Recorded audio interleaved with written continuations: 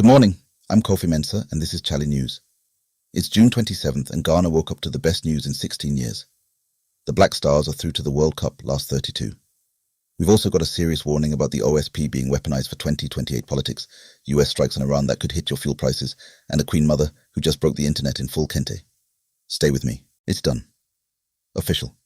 Ghana's Black Stars are in the 2026 FIFA World Cup Round of 32, and the first time we've reached the knockout stage in 16 years.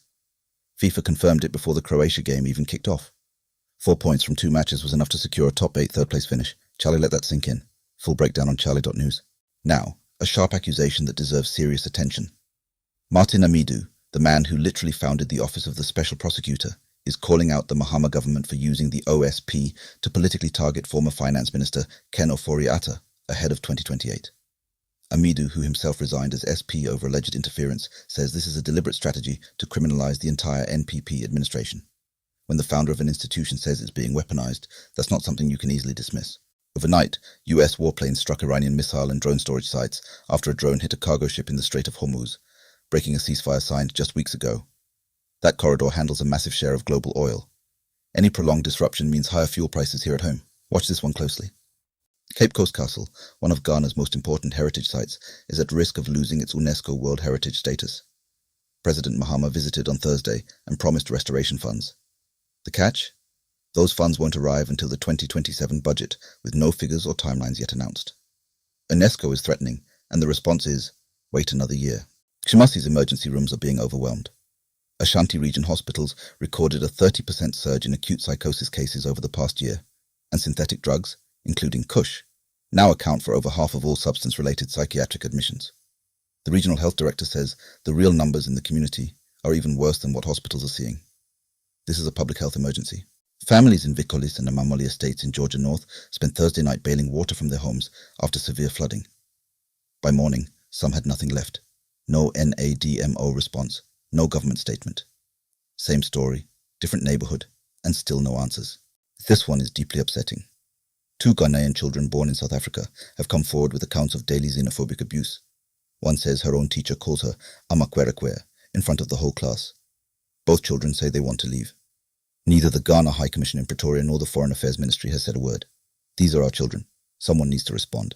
Proud moment.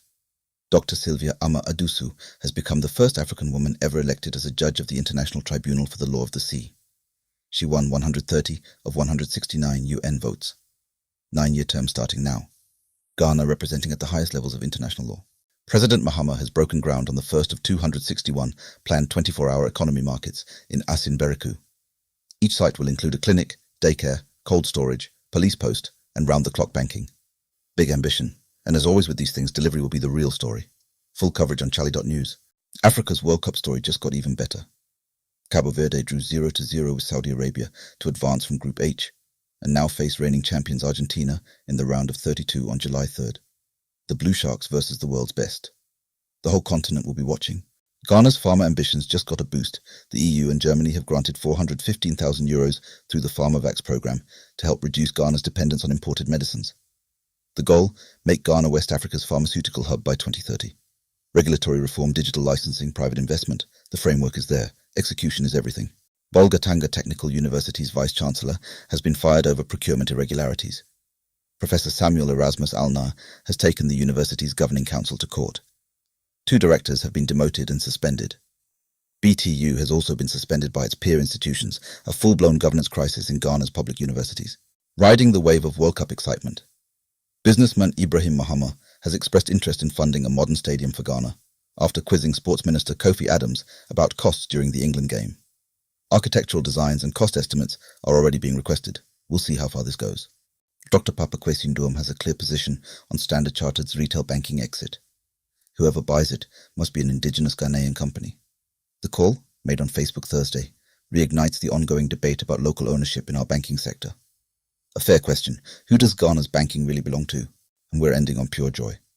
Nana Nyako Abora Sika III, Paramount Queen Mother of Manson Quanta and former rapper Louisika, stepped onto the stage at the Ashanti GES Music Fiesta in full kente and dropped a freestyle rap. Students lost their minds. The video went viral. Ghana never runs out of characters. That's your June 27th morning digest. Every story we covered today, and more, is waiting for you at chale.news. Have a great Saturday.